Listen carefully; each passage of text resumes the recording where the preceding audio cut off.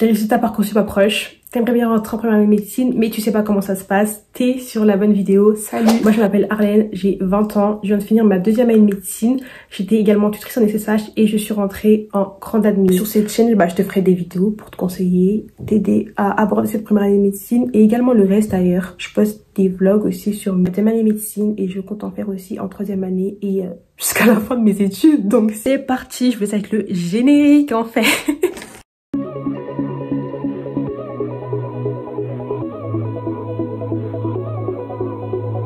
Alors que moi, déjà pour commencer, j'ai toujours voulu faire médecine. Vraiment toute ma vie, je savais que c'était la médecine ou rien.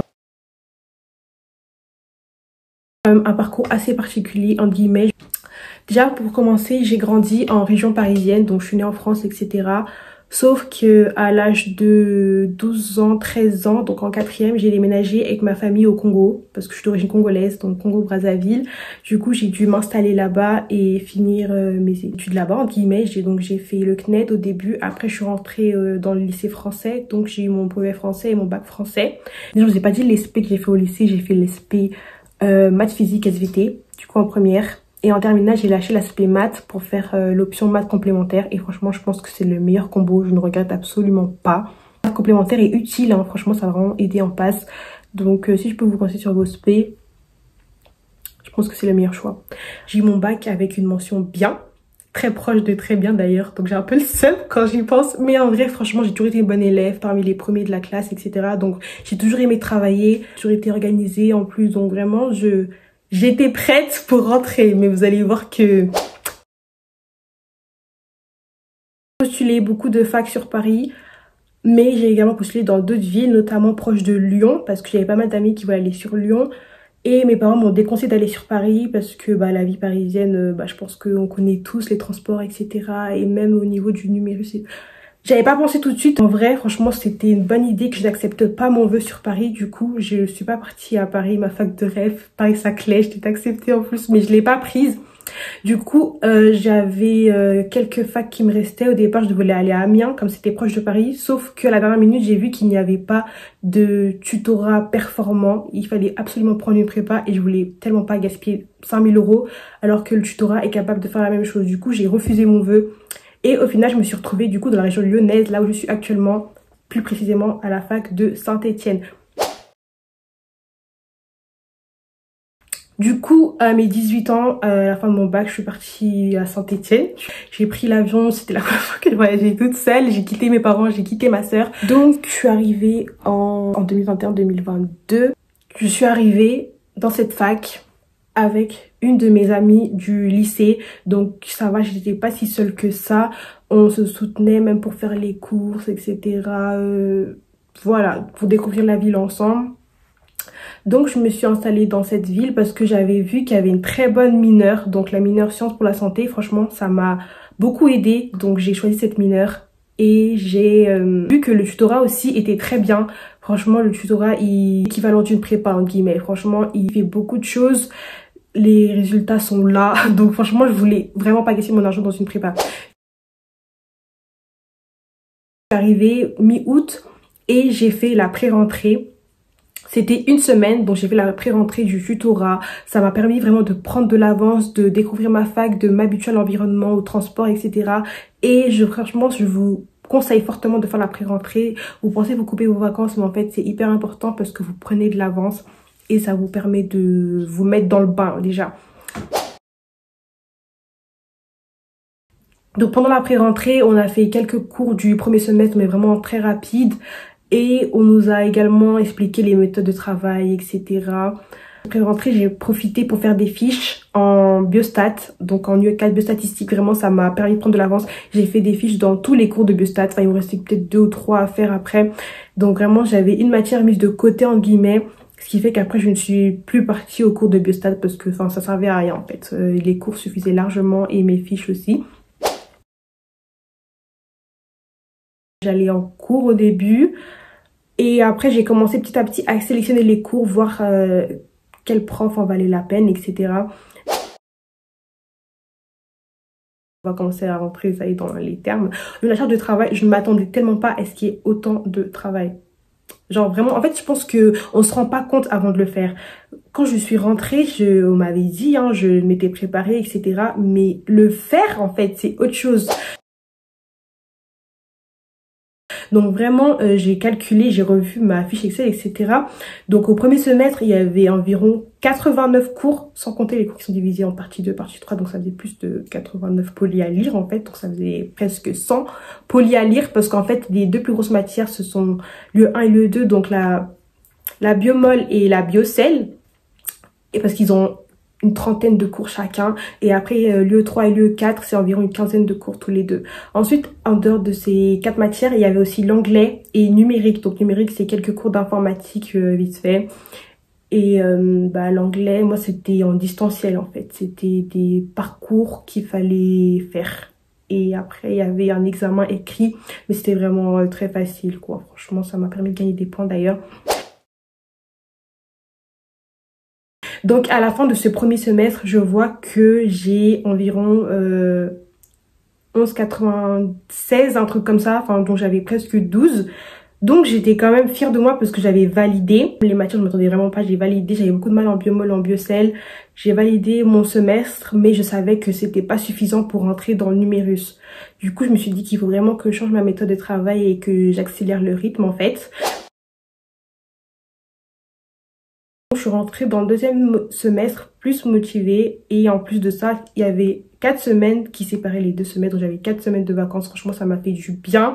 Mais limite, c'était trop parce qu'en fait, je savais plus quoi faire. Quand t'as l'habitude de travailler tous les jours, t'es là, t'es perdu. Tu te dis, mais au secours, qu'est-ce que je vais faire de ma vie? Mais du coup, je voulais m'avancer au départ, mais franchement, j'avais du mal à me remettre dans le bain. Donc je regardais, je m'organisais, j'ai pas réussi à vraiment travailler en fait. Du coup, au deuxième semestre, je rentre, il y avait 126 cours. Mais en vrai, quand je calcule le nombre de cours, c'est à peu près l'équivalent en deuxième année. Donc franchement, voilà, le travail ne s'arrête jamais. Mais oui, parce qu'en fait, déjà, rien que les cours que la spécialité médecine, il y avait une quarantaine de cours en spécialité médecine, ce qui faisait qu'il en restait 85 en tronc commun. Moi, le deuxième semestre, du coup, ça s'est bien passé. À partir de février, j'ai trouvé une méthode de travail vraiment qui me collait super. J'ai fait la méthode des J, j'avais l'application Puissance J. Je reparlerai plus précisément de ma méthode de travail dans une autre vidéo. Mais du coup, oui, j'ai réussi à rattraper la chose. Et même quand je faisais l'école, j'arrivais à avoir la moyenne. Enfin, je sentais que je comprenais mes cours, je les voyais bien, etc. Sauf que la matière que j'arrivais pas à faire, c'était l'anatomie. Au CC, j'ai eu 4 et quelques, alors que toutes les autres matières, j'avais largement validé. Donc, je savais que s'il fallait que je réussisse, il fallait que je travaille plus en anatomie. En fait, je perdais trop de temps à vouloir savoir une méthode spéciale pour l'anatomie. Alors qu'en fait, c'est tout simplement comme les autres cours, il suffit de faire plusieurs fois ces cours, de les lire, de les apprendre, etc. Du coup, j'ai pris le temps des fois de dessiner certains schémas ou de prendre des schémas, de les coller, de compléter les légendes moi-même. C'est déjà un peu tard, mais en plus de ça, je ne trouve pas de livre de légendes d'anatomie jusqu'à aujourd'hui. Donc si vous avez des références de livres où genre il y a juste les schémas et les légendes sont vides et vous pouvez les compléter, aidez-moi s'il vous plaît parce que là, j'ai toujours des lacunes en anatomie du coup jusqu'aujourd'hui. Mais voilà, donc je savais que j'allais pas réussir à rentrer grande admise déjà, mais je voulais quand même tout miser pour passer à l'oral au cas où. Je misais pour avoir 14 pour rattraper un peu le milieu. En mars, j'ai commencé à faire une déprime, je sais pas comment appeler ça, je dirais pas dépression parce que, enfin voilà, c'était pas diagnostiqué en dépression, mais vraiment je n'en pouvais plus, la charge de travail elle était débordante avec l'aspect qui s'ajoutait, etc. Je n'en pouvais plus d'être là toute seule dans mon petit studio. Et le fait de se sentir loin de sa famille, les jours passent, tu vois les cours qui s'accumulent, que t'as du mal à travailler, que les résultats ne sont pas encore là, que je savais que en fait, je sais pas que c'était plus possible que je rentre directement en deuxième année de médecine. En plus, j'ai perdu la seule amie que j'avais dans ma ville. On s'est éloigné. Et avec le temps, je n'arrivais plus à tenir le rythme en fait. Je me sentais très mal, vraiment. Je pleurais tous les jours. J'avais plus envie de travailler. Je n'avais plus cette force, cette motivation. Vraiment, je me rappelle, j'ai passé une semaine à ne rien faire. Et bah en fait, j'avais perdu toute l'avance que j'avais réussi à avoir, quoi. Donc là, c'est là où il y a quelque chose qui a changé ma vie en fait. J'étais là et je parlais avec ma mère. Tous les jours, je devais absolument être en appel vidéo avec ma mère. Je ne pouvais plus être toute seule, je ne supportais plus ça. Et elle m'a envoyé une vidéo tout simplement d'une prédication de Mohamed Sanogo. Et dedans, ça donnait des conseils en fait pour la vie, parce que de base, je regardais des conseils, vous savez, tout ce qui est conseils, motivation, etc. Et là, je me suis rendu compte qu'en fait, dans la Bible, il y avait tous ces conseils et je ne savais pas. Je crois que c'était cette prédication, mais en gros, le pasteur, il disait que pourquoi, quand on suit les coachs motivation, on y arrive et à un moment, on n'y arrive plus? Bah parce qu'en fait, ils enlèvent la source. Tous les principes que les coachs donnent, ça vient de la Bible, mais forcément, si tu retires Dieu dans le processus, tu vas pas tenir éternellement. La Bible, c'était une généalogie, donc ce qui fait que j'ai tout de suite voulu en apprendre plus. Dès le lendemain, je suis partie à l'église et en fait, ça a bouleversé ma vie et du coup, j'ai donné ma vie à Jésus. Je suis devenue chrétienne MDR. Tout ça pour dire quoi? En fait, parce que du coup, grâce à ça, ça m'a complètement reboosté et au départ, je me voyais plus faire médecine en France. Je me suis dit que c'était mort. Je commençais à regarder à l'étranger comment faire, mais en fait, j'avais cette conviction que Dieu était là maintenant avec moi et qu'il allait m'aider à traverser cette épreuve et à réussir l'année pour pouvoir entrer en LAS 2 et être en deuxième année de médecine tout simplement.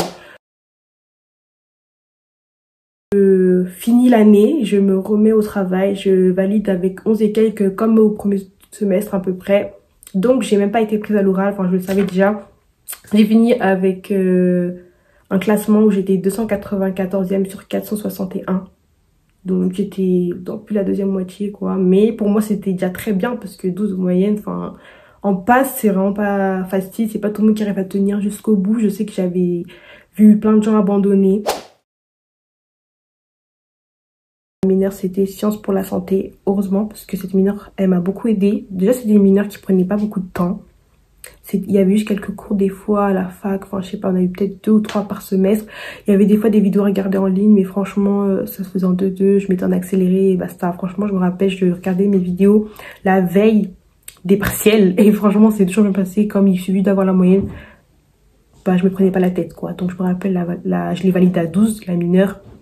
Donc vraiment c'était hyper pratique. En plus vu que c'est sciences pour la santé, bah c'est en rapport avec les cours, donc ça demande pas énormément de temps de travail à côté. En fait, je ne sais pas quoi dire parce qu'en vrai, même s'il y a forcément des points compliqués, le fait de ressortir vivant de ça, déjà, c'est incroyable. Vraiment, c'est une victoire. Et en fait, je suis fière de moi parce que des fois, j'y pense, je me dis, mais en fait, t'es trop nulle, t'es pas arrivé directement, comme certains, t'as dû passer encore par une LAS 2.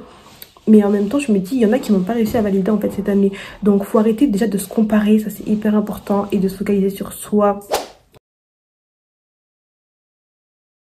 Du coup, quand j'ai fini mon année de Pâques, j'avais tellement besoin de repos, comme je vous ai dit. Franchement, j'ai passé mon été à profiter, dormir, regarder des séries. Alors, je suis pas du genre à regarder des séries, mais vraiment, je voulais complètement changer d'air et ça m'a fait beaucoup de bien.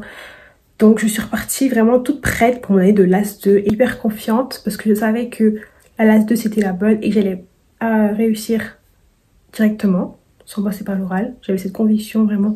J'avais fait cette prière à Dieu, comme je vous l'avais dit, et je lui ai vraiment demandé si c'est son plan pour ma vie et que si c'est son plan, bah qui m'aide à réussir pour que je puisse lui rendre gloire en fait.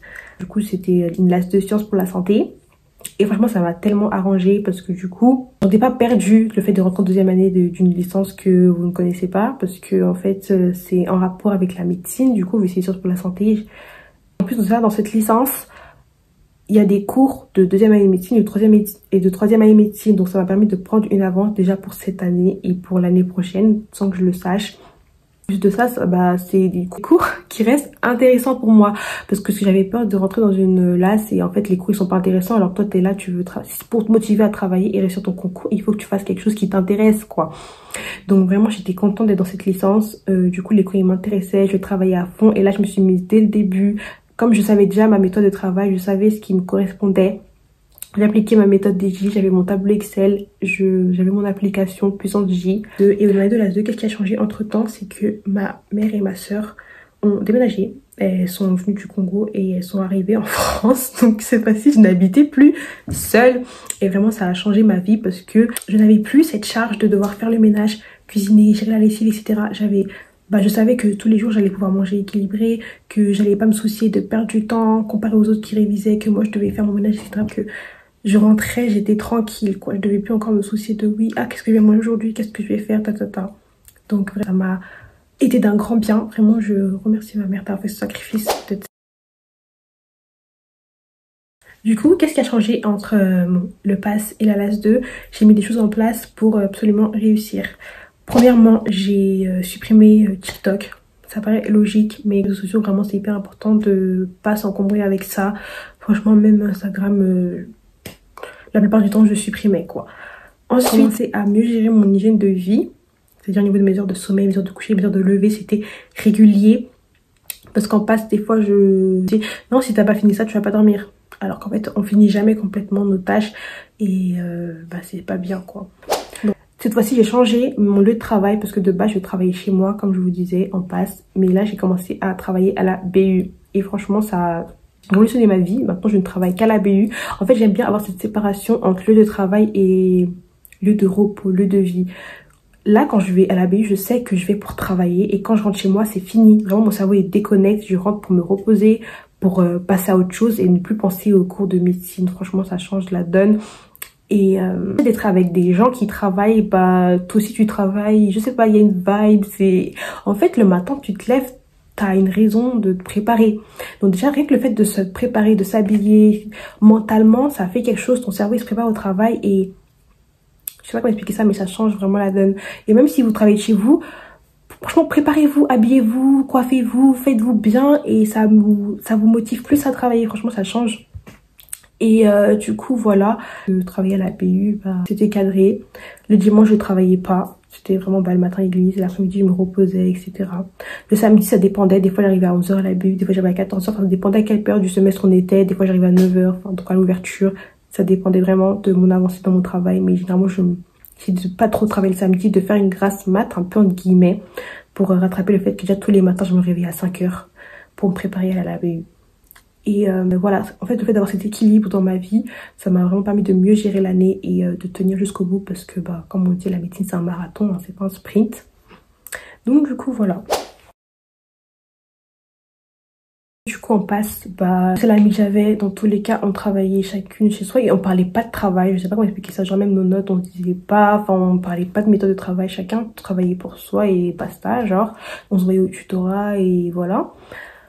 Mais en LAS 2, du coup, je me suis fait des amis dans ma promo et bah, du coup, on travaille ensemble, etc. Et petit à petit, bah, je les ai engagés dans mon rythme de la BU, et même si c'était pas tout le temps là, mais voilà, donc c'était cool d'avoir des gens.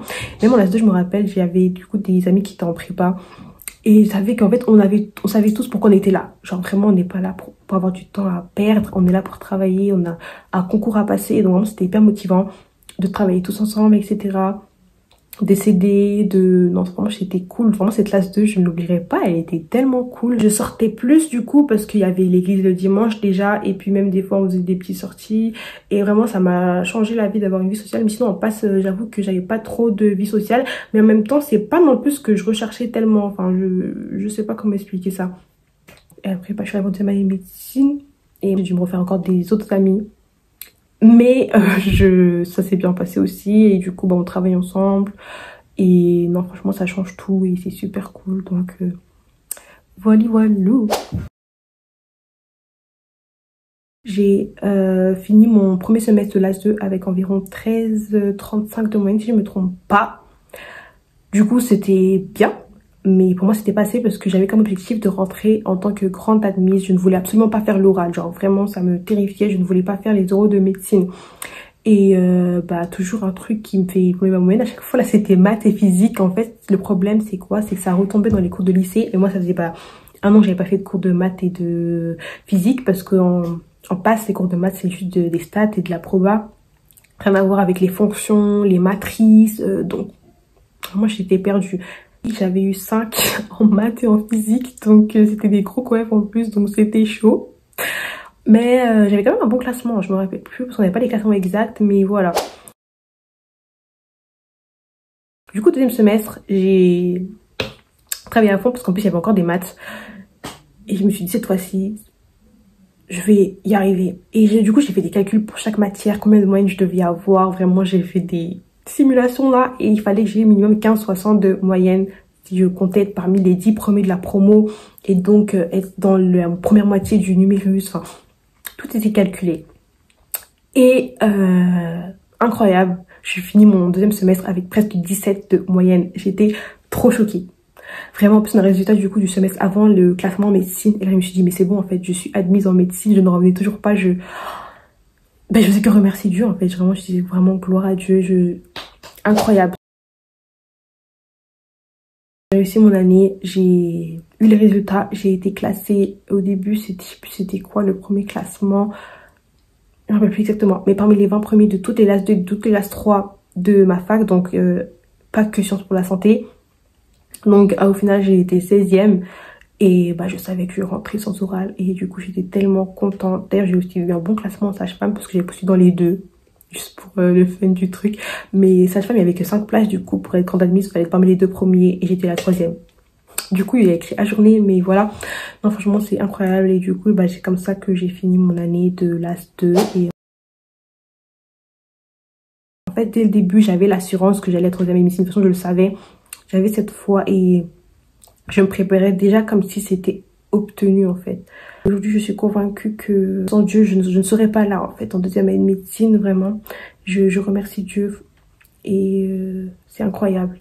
Donc, je ferai une vidéo témoignage, c'est sûr, pour vous expliquer comment garder la foi, si ça intéresse à certains qui sont chrétiens, qui regardent mes vidéos. Donc, voilà, hein, franchement, je ne vois pas quoi dire d'autre. Non, voilà, j'ai fini mon 2e année de médecine. Il y a aussi beaucoup de travail, hein. Donc voilà, c'est la médecine. Mais on peut un peu plus se relâcher quand même. J'espère que vous avez aimé cette vidéo. Comme je vous ai dit, si vous avez d'autres questions, n'hésitez pas en commentaire. Je répondrai avec grand plaisir. Et t'as déjà envie de te mettre l'eau à la bouche, regarde ma story Insta, tu me poses des questions. Comme ça, je réponds complètement en vidéo la semaine prochaine. Donc tu auras toutes les infos qu'il te faut pour avancer et te préparer pour cette première année de médecine. Et on se retrouve dans la prochaine vidéo. Ou en attendant, regardez mes med vlogs et ciao!